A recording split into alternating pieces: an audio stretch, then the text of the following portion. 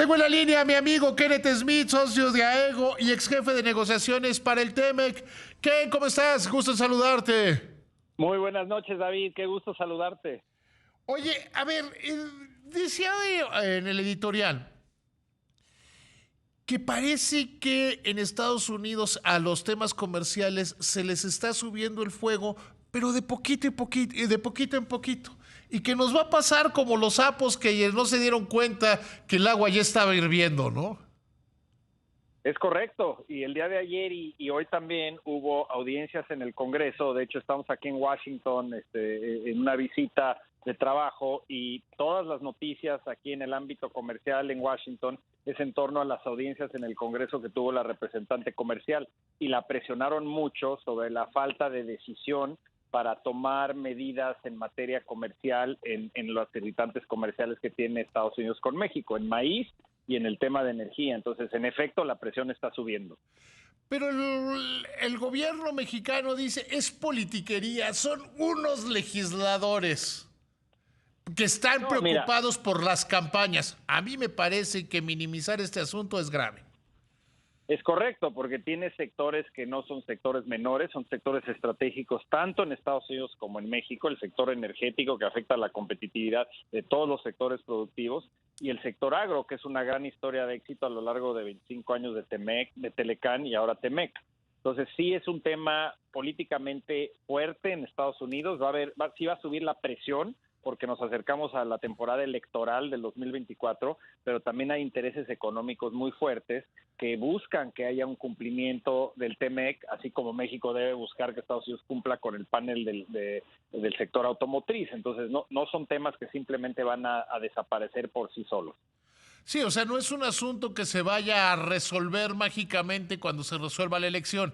Y además la elección es hasta el 24. Es decir, ya casi no le toca. De hecho, no le toca ya a este gobierno. O sea, va a Sí, ser antes de la elección en México que la de Estados Unidos.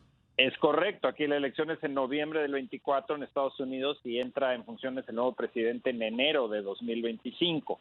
Entonces ahí es donde está el tema, porque hay prácticamente más de año y medio, casi 2 años antes del cambio de administración acá, y la presión va a seguir subiendo.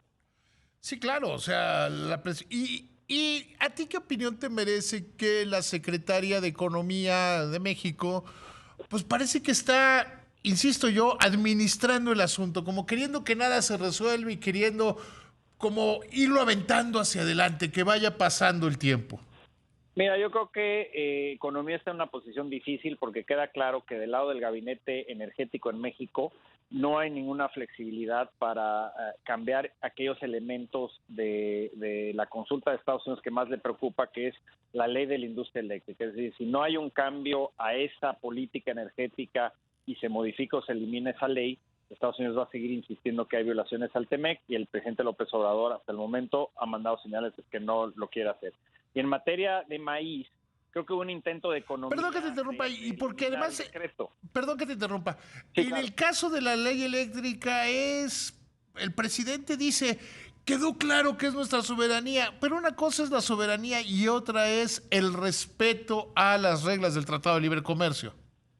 Por supuesto, y el Tratado de Libre Comercio no va más allá de lo que está plasmado en nuestra Constitución. No hay ningún impacto en la soberanía o la seguridad energética de México. Al contrario, al fortalecer el sector energético a través de la inversión privada, fortalecemos la seguridad energética de México. No está en juego ningún tema que se ha mencionado en medios de entregar el petróleo, los recursos naturales de la nación. Todo eso está protegido por la Constitución. Aquí se trata de cumplir con tus compromisos en el tratado, de que en aquellas áreas donde abriste a la participación plena del sector privado a la actividad energética, como es la generación eléctrica, no se vale 2 años después de la entrada en vigor del tratado cambiar las reglas y tratar de cerrarles ese acceso. Ese es el meollo del asunto.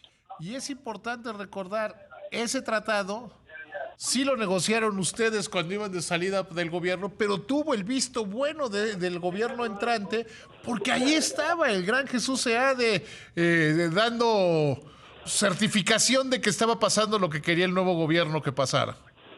Es correcto. El equipo de transición en su momento, en el verano del 2018, participó con nosotros en la negociación. Fue una decisión consciente por parte en ese momento del secretario Guajardo. Fue una gran decisión del secretario Guajardo, ¿eh?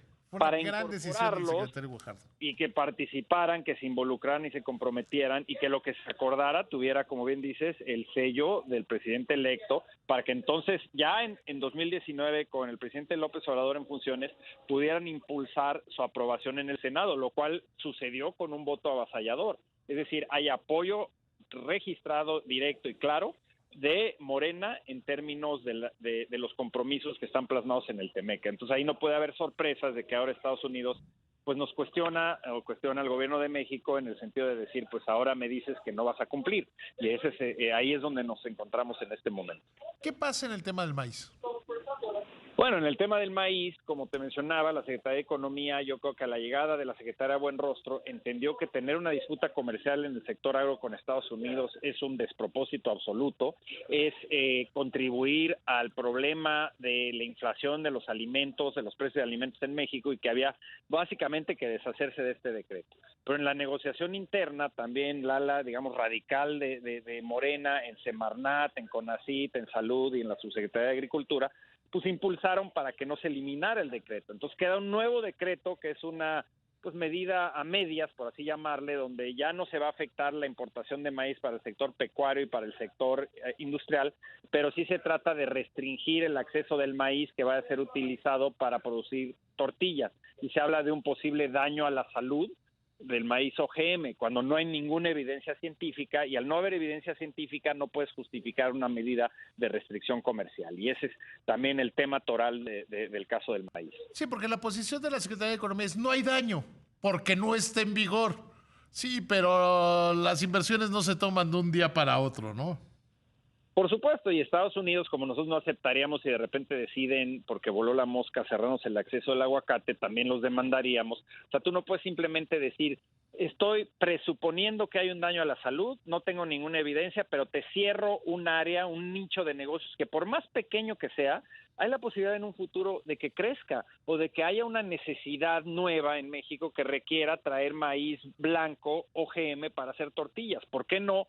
Pues si es nada más un capricho porque no nos gustan los OGMs, entonces estás en violación de los principios de acceso a mercado y transparencia en la formulación de regulaciones a las cuales te obliga el TEMEC a basar tus regulaciones en evidencia científica.